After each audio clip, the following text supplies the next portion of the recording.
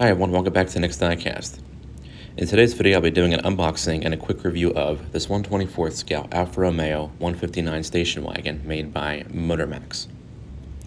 I got this model off of Amazon for just over $13 plus shipping.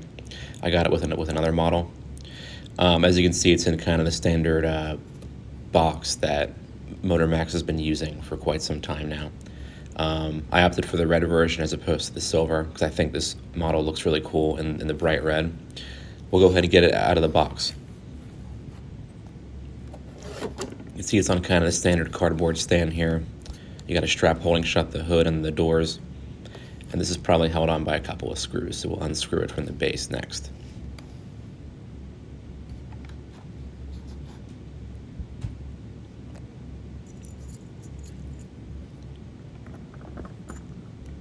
I had to use my keychain screw because I couldn't find my screwdriver. But I got it off the base. Just got to get the strap off the hood and the doors, and we can open up those parts.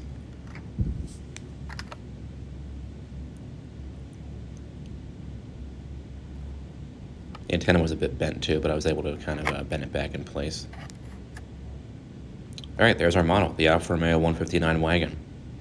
Of course, you have the opening doors.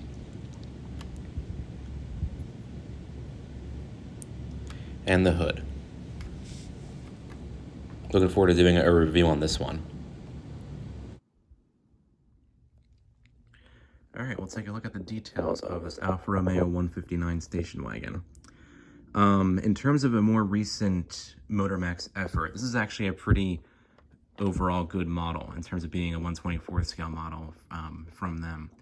As you've probably seen in my previous Motormax scale 1/24 model reviews and everything, those models did have some issues in terms of build quality and everything.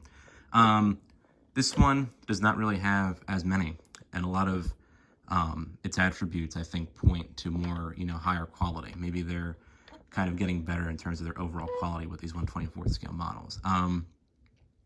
So overall, in terms of detail, we'll take a look at the outside and pardon the dust. This thing keeps getting dust on. I'm not really sure why. We'll take a look at the front first. Good overall effort, I would say, with the headlights. All the lenses and everything are actually well replicated and molded. They just didn't really color in the bulbs like silver or something to kind of look like they're like turned on or anything. But at least they're kind of separate pieces in there. And they're kind of molded well into the metal body, I think, too. The center grille here and the Alfa Romeo badge, I think Motormax did a great job with. The overall look of this station wagon, I think, is just awesome. And Motormax, I think, really nailed the shapes and everything and the kind of little details like the front grille and whatnot.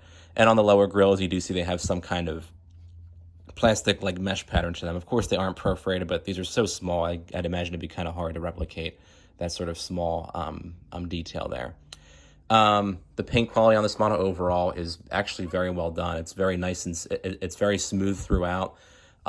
There's no, orange peel or anything like that anywhere. It's just an overall good effort compared to the other recent models that Motormax has been making. Taking a look at the side, you'll see these kind of neat looking many spoke wheels. I don't know how many spokes these actually are, but the real 159 wagon did come with this particular rim choice, but they roll very nicely. They're built on solid axles, which is always good to see. And the side mirrors, unlike many of the more recent models that Motormax has been making, very solid. They're made of separately cast plastic pieces. I think their older models had a lot of metal mirrors, and I always liked seeing that. Then they kind of went away from that and did kind of more flimsy, rubbery plastic mirrors. But on here, it's kind of a nice in between. They are plastic, but they're very, very sturdy. And you also see that you do have full side windows on the model here. That's a very kind of welly-like characteristic. Most budget brands, like Motormax included, they don't do side windows even on doors that, open and everything too. But that being said, you do have to kind of pull the door open with the mirror just a slight bit. But we'll get to the opening features later. Taking a look at the back, the bumper is a little bit crudely cast a slight bit. You see this kind of big gap on this side. Which is not on this side, but I imagine I can probably disassemble the model and sort of pop this back into place. I might try that out later. I'm not really too sure on that just yet. You have a nice radio antenna up on top there. On the back, you do have the massive 159 badge and the large Alfa Romeo badge on the center of the lift gate here. And the taillights are actually well done. There's no pegs in them, and they're actually very flush with the body, as you can see right here. Or, yeah, right here. Better lighting a little bit. I'm not sure if the 159 badge is actually too big or not. It does look kind of huge compared to the Alfa Romeo badge back here, but that could be how it looks on the real wagon. I'm not really too sure on that. You don't get an opening hatch, but if you do opt for the 118 scale version, which has kind of the same details, I would honestly recommend this smaller version over the 118 version, because the detailing on this one, I think, is more on par with 124th scale. And they pretty much just clone the 124th scale's details with their 118 scale version, which isn't that great. But this one, I think, you know, one, it's cheaper to get, and two, I think the details are slightly better. But you don't get an opening hatch, unfortunately, on this one. But on the 118 scale version, you actually do. But for other opening features, you do surprisingly get an opening hood.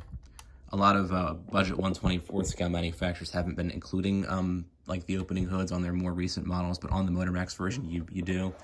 And it's not saying too much because the engine detailing isn't that great overall. But again, it is a 124th scale model. Most of these models don't have too much in terms of the overall detailing with like the engine bays and whatnot.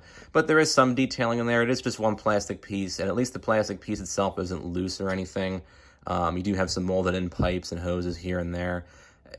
I mean, this is fine as a whole engine, but if they had included some more coloring here and there, I think it would have looked like a little bit better. That being said, like the hood and everything is actually well done. You have a fully painted underside there, and when it does close, it actually closes very tight, and it's actually very flush with the body. I have that Aston Martin by Motormax where the hood's just completely off-center, like the dogleg hinges are massively huge. On here you have thinner dogleg hinges, which kind of translates to a more smooth opening and closing hood, and it actually fits nice and flush with the body, as you see here.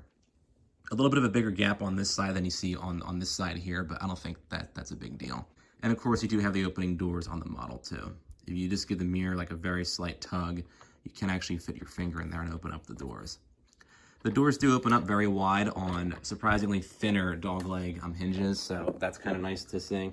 And they don't feel loose at all or anything. They feel like they're very kind of strongly opening doors.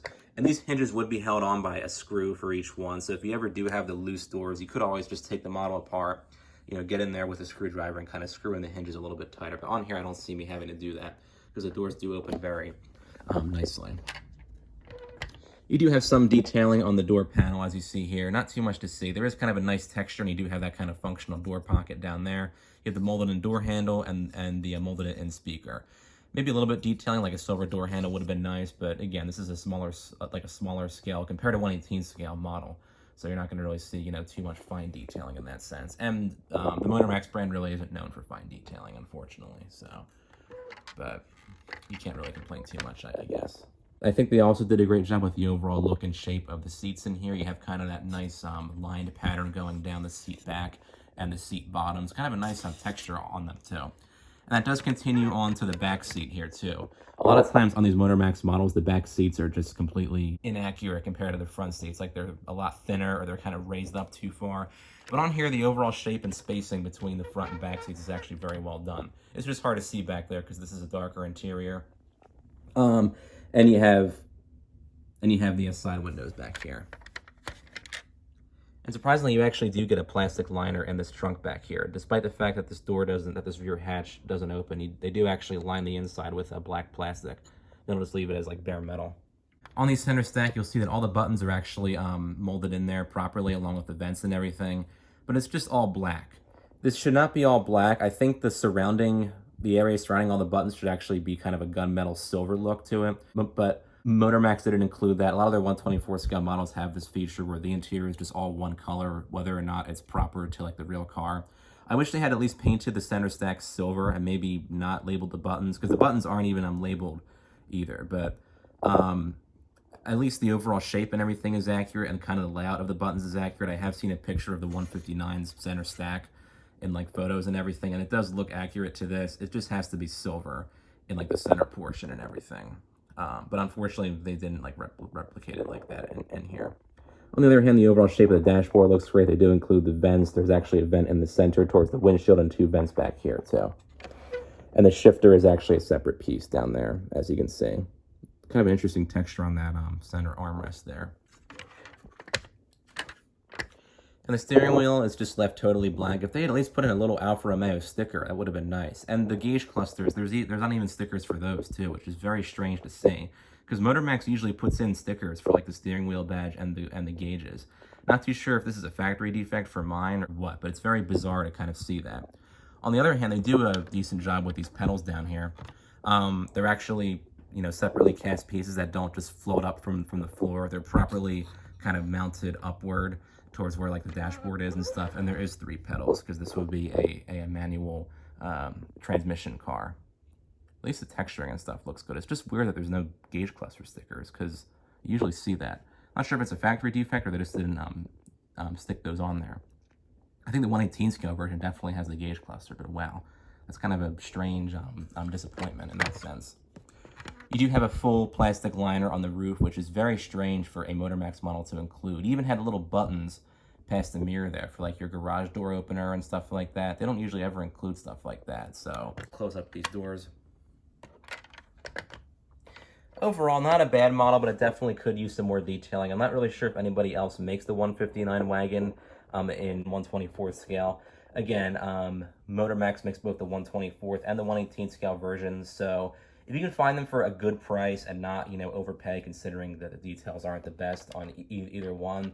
And again, the details on this Motormax are definitely better than their other models, but they do miss in some areas, like, you know, those little details on the interior and everything. But you can always maybe just print out like little pictures of those gauges and glue them on yourself, I guess. But overall, not a bad model compared to their other offerings, though it could use a bit more detailing in some areas for sure. As always, hope this little overview was helpful, and feel free to comment down below with your thoughts on this model here. And don't forget to subscribe. Thanks for watching.